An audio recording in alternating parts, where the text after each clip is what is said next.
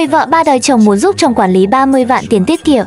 Người chồng vui vẻ đồng ý. Ai ngờ chỉ vài ngày sau, người vợ đã bí mật chuyển 30 vạn nhân dân tệ đó cho em trai để trả nợ. Người chồng đến gặp vợ để nói lý lẽ, nhưng bị vợ, con trai riêng của cô ấy và em trai đánh đập. Tôi thường xuyên bị cô ấy bắt nạt vì tôi quá thật thà. Em trai cô ấy cầm con dao dài thế này, còn dẫn theo cả 2 xe đầy người đến. Nếu không tin tôi dẫn cô đến xem là mọi người biết ngay. Chuyện xảy ra khi nào? Năm nay. Năm nào cũng thế. Mỗi năm em trai cô ấy lại cầm dao dài như thế đến. Năm nào cũng vậy. Hôm đó, người vợ gọi nhân viên hòa giải đến, tỏ ra ủy khuất. Cô ấy nói với nhân viên hòa giải rằng chồng cô ấy thực sự không ra gì, thậm chí không cho họ dùng nước, dùng hết nước nóng, nước sạch. Anh ta đứng sau lưng chửi mắng. Anh ta nói, cô ra ngoài đi, cô không phải họ Nghiêm nhà chúng tôi, cô là họ Trương. Anh ta nói như thế, họ Nghiêm là của anh ấy. Anh ta bảo, cô là họ Trương, thật sự quá đáng. Tuy nhiên, cô cháu gái đứng bên cạnh lại nói, sự việc không phải như vậy. Khi cô ấy đến nơi, thấy họ đang tự nhiên đánh chú của mình. Khi đến nơi, tôi thấy họ đang cãi nhau. Chúng tôi cũng không dám can thiệp, vì bình thường họ hay cãi vã. Nhưng sau đó tình hình trở nên nghiêm trọng. Sau đó tôi nghe thấy tiếng hô kêu cứu thất thanh. Ai kêu cứu? Người đàn ông đó là chú tôi, chú Vương tôi kêu cứu. Chú hét lên, cứu tôi với. Khi chú Vương kêu cứu, tôi nhìn thấy cảnh đó. 2 người họ đang đánh chú Vương của tôi. Chú chạy ra, mặt chảy đầy máu. Chỉ có 2 người, là người vợ và con trai cô ấy. Lý do tay người vợ bị thương là vì khi đánh chồng, cô ấy không để ý bị kẹt vào khe cửa. Nhưng trước ống kính, người vợ lại của quyết nói, ngón tay cô ấy bị người chồng tàn nhẫn dùng dao lớn chém. Đối mặt với những lời kể khác nhau, người chồng đã hoàn toàn chán nản. Anh ấy nói không muốn hòa giải với vợ. Anh ấy làm việc bên ngoài để nuôi gia đình, chu cấp cho cậu con trai không phải con ruột đi học, chu cấp cho người vợ không làm việc ăn chơi. Nhưng đổi lại là kết cục này. Nói xong, anh ấy quay người đi vào trong phòng. Bây giờ sự thật đã rõ ràng. Các cô muốn thêm chứng cứ, có thể ra đồn công an để hỏi thêm cũng được. Ở đây, mọi người đều thấy tình trạng đó. Đối với tôi bây giờ, cô ấy không nói sự thật. Tôi nói cô ấy không nói sự thật, nhưng các người không tin. Các người cứ đi hỏi những người xung quanh. Tôi bảo các người, ngón tay cô ấy bị kẹt vào khe cửa. Tôi còn biết nói gì nếu cô ấy đã nói dối như thế. Đừng lo lắng, hãy nói cho chúng tôi sự thật là gì. Bây giờ người vợ này nói thêm cũng chẳng ích gì, tin tôi nữa cũng vô ích thôi. Bây giờ tôi đã chạy khắp đồn công an và cục công an rồi. Hiện tại là do chính cô ta nói năng không thực tế. Cô ta dám nói dối trước cả viện kiểm sát. Ai có thể làm chứng chứ? Cô ấy tự nói rằng những gì cô ấy nói là đúng sự thật. Bên phía viện kiểm sát đã điều tra và xác nhận lúc đó cô ấy nói lung tung. Viện kiểm sát nói đó là lời nói dối. Đừng nghe cô ấy nói bậy. Nếu các người cứ như vậy, tôi chẳng buồn nói chuyện với người nữa. Tôi không muốn nghe mấy lời đó. Tôi không muốn nghe. Các người đi đi. Tôi chán nghe các người hòa giải lắm rồi. Thôi đi, các người nghe cô ấy đi. Tôi không muốn. Không, chú à, các người nghe cô ấy đi. Chú đừng vội vàng. Chú nghe cháu nói đã. Chú nghe cháu. Chú đừng đi nữa.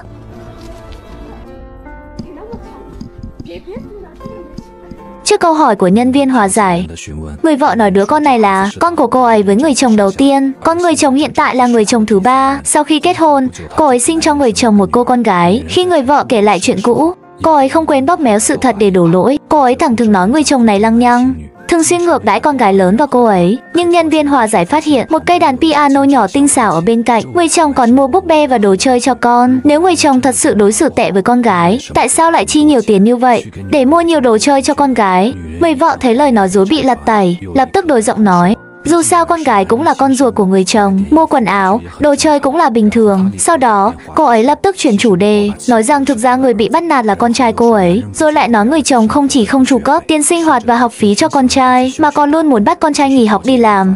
Nhưng nhân viên hòa giải nhận thấy những cáo buộc của người vợ đôi khi mâu thuẫn, cảm thấy có gì đó không ổn. Cô ấy tìm đến hàng xóm để tìm hiểu. Hàng xóm nghe nói đến chuyện của người vợ, lập tức bảo nhân viên hòa giải đừng để lộ danh tính, rồi hạ thấp giọng nói, người vợ này bình thường rất hung dữ. Hàng xóm xung quanh không ai dám qua lại với cô ấy. Người vợ này không đi làm, dù người chồng mỗi năm đều đưa hết lương cho cô ấy, nhưng cô ấy vẫn luôn chê chồng kiếm ít tiền, thậm chí còn thường xuyên gọi người nhà đến cùng cô ấy hành hung chồng. Nói không vừa ý là cô ấy chửi bới. Bạn biết không, thật ra chồng cô ấy là một người đàn ông tốt, anh ấy chỉ là nạn nhân.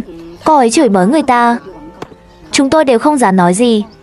Mấy anh em họ ở dưới cũng không ai dám nói chuyện với cô ta. Cô ấy nói như vậy, cô đừng tin lời cô ấy nói, vì toàn nói chuyện không thật thà, cô biết không? Ồ, chồng cô ấy làm việc ngoài kia quanh năm, ở nhà chăm sóc con cái là được rồi.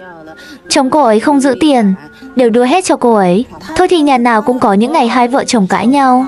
Chúng tôi nghĩ chắc cũng chả sao, nhưng cô ấy còn hung hăng, gọi người nhà mẹ đẻ đến đánh chồng cô ấy, cô biết không? Ồ, chỉ vì một chuyện nhỏ mà gọi người nhà đến. Không ai dám nói, người ngoại không dám nói, người lớn tuổi cũng không dám. Mấy người cùng làng chúng tôi đã nói chuyện với nhau. Nhiều người không muốn qua lại với cô ấy, không nói chuyện với cô ấy. Họ nói cô ấy bị chuyện. Chồng cô ấy làm việc ngoài kia kiếm tiền, ở nhà cố gắng chăm sóc con cái là được rồi. Đừng gây rối bên ngoài, phải không? Sau đó, nhân viên hòa giải hỏi cô cháu gái, hỏi xem người chồng có thật sự không trả học phí cho con trai. Cô trả lời nhận được giống như lời hàng xóm. Người chồng đã đưa toàn bộ lương cho người vợ. Việc trả học phí hay không tùy thuộc vào tâm trạng của người vợ. Sau đó, nhân viên hòa giải bắt gặp, người chồng vừa trốn vào núi. Vừa gặp, anh ấy đã hét lên rằng mình quá thật thà nên mới bị bắt nạt như vậy. Trái ngược với lời kể ban đầu của người vợ, chính anh ấy mới là người bị chém dao. Sợ nhân viên hòa giải không tin lời mình, anh ấy tìm đến hàng xóm làm chứng. Cô ta cứ ỷ vào em trai mình lợi hại, rồi đến nhà tôi gây chuyện. Mọi người nói xem, có phải em trai cô ta có phải đã cầm con dao dài như thế này chém vào của nhà tôi không? Mọi người cứ nói xem có hay không? Đúng vậy, phải không? Bị chém dao, đúng không? Đúng. Anh gọi người làm chứng ra đi. Có giờ thì gọi ra đây, đồn công an đều biết. Có chuyện đó đúng không? Anh gọi người làm chứng ra đây. Có chuyện này thật không? Không có, cô ta còn không thừa nhận. Nhưng vừa rồi hàng xóm lại nói là có mà. Trước những lời kể của mọi người, người vợ cuối cùng cũng thừa nhận có chuyện này. Sau đó, cô ấy chuyển hướng, nói rằng mình là người ngoại tỉnh, kết hôn đến đây không nơi nương tựa, chính vì sợ bị bắt nạt nên mới hành xử hung hãn như vậy. Tôi luôn cảm thấy tôi mắc nợ con trai mình. Tại sao? Tại sao lại mắc nợ? Tôi không thể cho con trai mình một gia đình trọn vẹn. Bản thân tôi khả năng có hạn, tôi đánh không lại người khác, phải không? Tôi nhỏ bé, người ta nói ganh tị thì cứ ganh tị.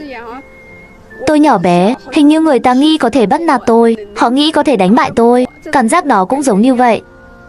Người trong làng chúng tôi, họ chẳng nói lời công bằng nào, chẳng nói gì cả. Con chồng tôi, hay anh ấy mở miệng là nói tôi sai, nhưng tôi sai, nhưng tôi có hoàn cảnh của mình, tôi có lý do của mình. Người vợ càng nói càng tỏ ra ủy khuất. Sau đó, cô ấy lau đi những giọt nước mắt không hề tồn tại trước những lời của người vợ. Cả dân làng đều nói rằng họ không thể đồng tình. Người chồng là người họ nhìn lớn lên từ nhỏ, luôn là một người thật thà, chất phác. Đến mức này, người chồng cũng không còn muốn giữ thể diện cho người vợ nữa. Anh ấy kể về những khó khăn trong 10 năm hôn nhân. Hồi trẻ, cha mẹ anh ấy bệnh nặng, bản thân anh ấy thì nghèo khó, túng quẫn, nên dù người thân bạn bè khuyên thế nào, anh ấy cũng không có ý định kết hôn. Trước đây ba mẹ tôi bị bệnh, tôi luôn nói, nếu tôi lấy vợ, tức là cưới con gái nhà người ta về, thì sẽ liên lụy đến cô ấy. Vì ba mẹ tôi bị bệnh, năm nào cũng phải uống thuốc. Nói một cách khác, hoàn cảnh gia đình tôi không tốt, tôi cưới người ta về, chẳng phải là để cô ấy cùng tôi chịu khổ sao? Tôi muốn lấy vợ, nhưng lại càng không muốn vì người ta lấy mình mà cũng khổ theo mình. Sau này, khi anh ấy 37 tuổi thì cha mẹ đều qua đời, đã tiết kiệm được kha khá tiền. Qua sự giới thiệu của bạn bè, anh ấy gặp người vợ hiện tại. Anh ngờ cuộc hôn nhân đầu tiên trong đời lại là khởi đầu của cơn ác mộng. Vì phải đi làm xa, dù vì lợi ích hay tình cảm, anh ấy vẫn giữ liên lạc với vài người quen trong làng. Nhưng người vợ ép anh ấy không được qua lại với họ. Người vợ còn mắng chửi không ngừng. Cãi nhau ở nhà, cô ấy chửi tôi đến nhà họ, cô ấy cũng chửi cả nhà họ, chửi họ một trận, chửi cả tôi một trận. Lâu dần, bạn bè của anh ấy ngày càng ít. Dần dần, anh ấy bị cô lập trong làng, cùng với người vợ.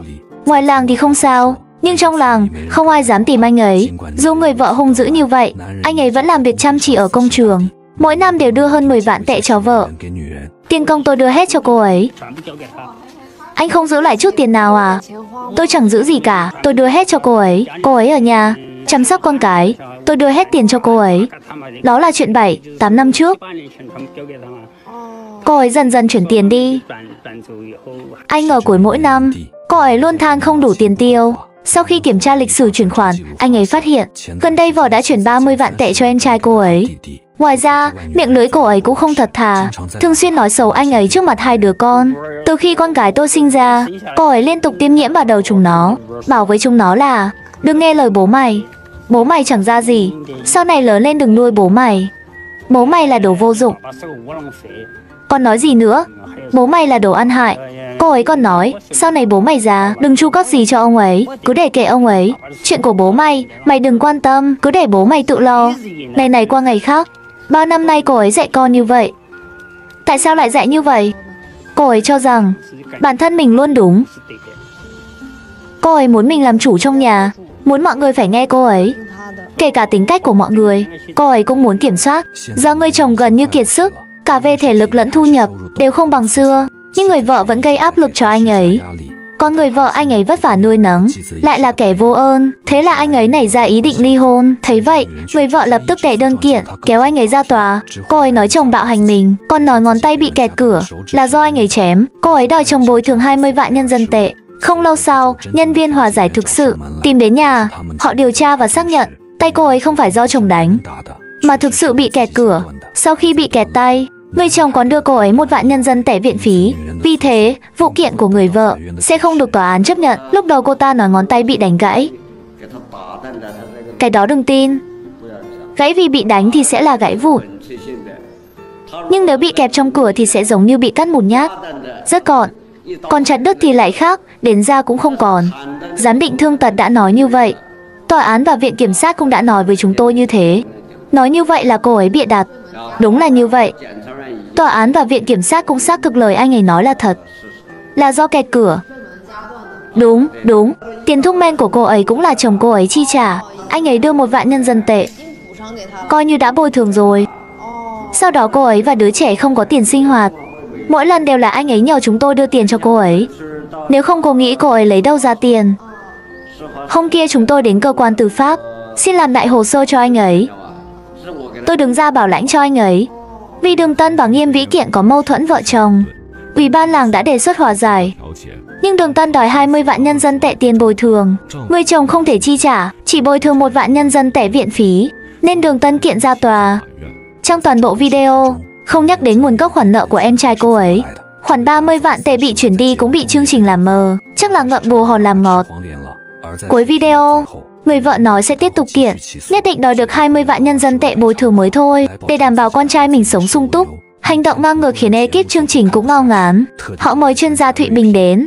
Bên ngoài, cô ấy nghĩ đây là cách bảo vệ con trai mình trong cuộc chiến gia đình với chồng, nhưng thực chất là quan niệm tình cảm lệch lạc của cô ấy. Quan niệm này bao gồm: thứ nhất, cô ấy không thể cân bằng hợp lý các mối quan hệ trong gia đình, giữa bản thân và người chồng, cũng như giữa bản thân và các con. Sự cân bằng lợi ích này quan trọng hơn. Tôi nghĩ cô ấy cần suy nghĩ nghiêm túc về cách giáo dục con cái. Vì trong vấn đề này, tôi cảm thấy cái tôi của cô ấy trong cuộc hôn nhân thể hiện qua cách giáo dục con trai: thiếu nguyên tắc, thiếu chuẩn mực, thiếu ranh giới và thiếu quan niệm đúng sai.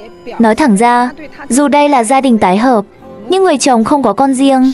Anh ấy chắc chắn đã nghĩ phải chấp nhận đứa con này, yêu thương nó như con ruột, rồi quyết tâm sống tốt cùng họ, xây dựng một gia đình với tâm thế như vậy. Nhưng vì ý thức đối kháng của cô ấy đã khiến đứa trẻ mất đi cơ hội nhận được tình yêu mới. Giờ chúng ta chỉ nói về mối quan hệ giữa cậu ấy và người cha dượng. Còn với những người khác thì sao? Tôi nghĩ người mẹ này rất có thể, trong mọi mối quan hệ của con trai mình, luôn bảo vệ lợi ích của con trai một cách cực đoan, sợ bản thân và con trai bị ảnh hưởng hay thiệt hại về lợi ích. Và khi mọi thứ không như ý, cô ấy giải quyết bằng bạo lực và xung đột. Tôi nghĩ rằng bạn khiến con trai mình sau này sẽ khó hòa hợp với người khác trong cuộc sống. Và câu chuyện hôm nay tạm dừng tại đây. Các bạn sau khi xem xong câu chuyện trên có những suy tư gì? Hãy để lại ý kiến của mình ở phần bình luận để mọi người cùng thảo luận. Nếu thấy hay, đừng quên cho mình xin một like và một đăng ký kênh nha. Và mình là Lạc Lạc, hẹn gặp lại mọi người kỳ sau.